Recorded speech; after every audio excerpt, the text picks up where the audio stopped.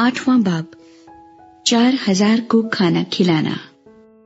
उन दिनों में जब फिर बड़ी भीड़ जमा हुई और उनके पास कुछ खाने को ना था, तो उसने अपने शागिर्दों को पास बुलाकर उनसे कहा, मुझे इस भीड़ पर तरस आता है, क्योंकि ये 3 दिन से बराबर मेरे साथ रही है और इनके पास कुछ खाने को नहीं।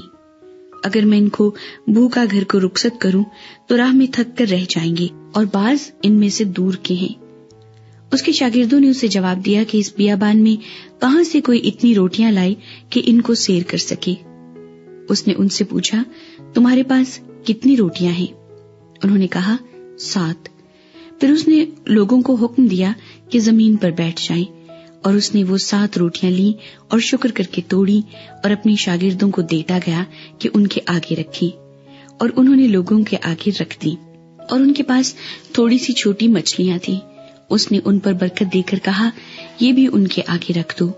बस वो खाकर सैर हुए और बचे हुए टुकड़ों के 7 टोकरे उठाए, और लोग 4000 के करीब थे।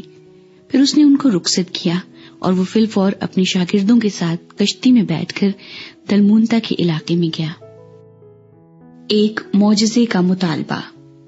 फिर फरीसी निकलकर उससे बहस करने लगे और उसे आजमाने के लिए उससे कोई आसमानी निशान तलब किया। उसने अपनी रूह में आह खींचकर कहा, इस जमाने के लोग क्यों निशान तलब करते हैं? मैं तुमसे सच कहता हूं कि इस जमाने के लोगों को कोई निशान दिया ना जाएगा। और वो उनको छोड़कर फिर कश्ती में बैठा और पार चला गया। फरीसियों और यहूदियों का खमीर।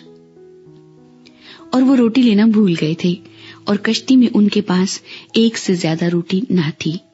और उसने उनको ये हुक्म दिया कि खबरदार फरीसियों के खमीर और हेरोदीस के खमीर से होशियार रहना। वो आपस में चर्चा करने और कहने लगे कि हमारे पास रोटी नहीं। मगर यीशु ने ये मालूम करके उनसे कहा, तुम क्यों ये चर्चा करते हो कि हमारे पास रोटी नहीं? क्या अब तक नहीं जानते और नहीं समझते? क्या तुम्हारा दिल सख्त हो गया है?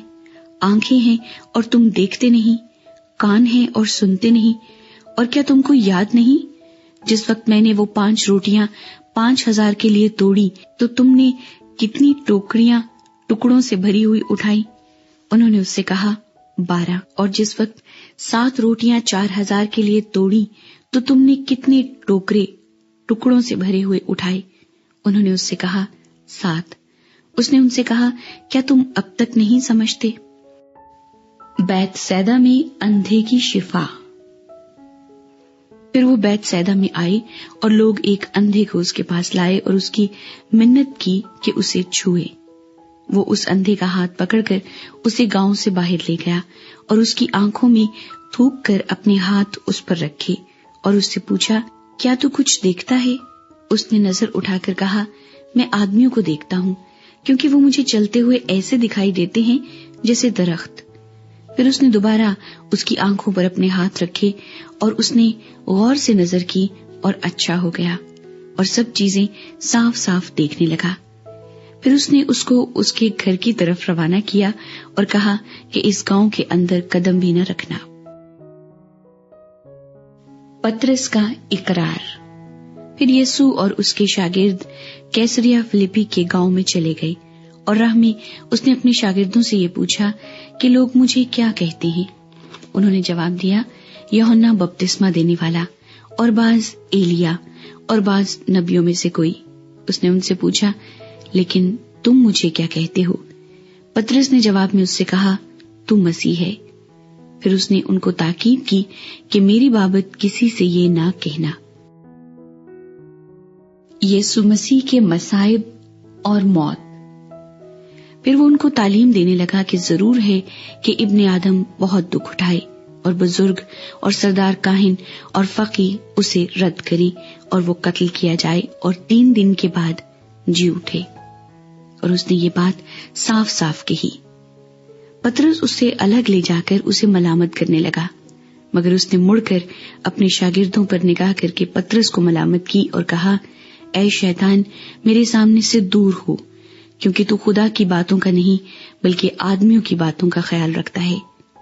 फिर उसने भीड़ को अपने शागिर्दों समेत पास बुलाकर उनसे कहा, اگر کوئی میرے پیچھے آنا چاہے تو اپنی خودی سے انکار کرے اور اپنی صلیب اٹھائے اور میرے پیچھے ہو لے، کیونکہ جو کوئی اپنی جان بچانا چاہے وہ اسے کھوئے گا، اور جو کوئی میری اور انجیل کی خاطر اپنی جان کھوئے گا وہ اسے بچائے گا۔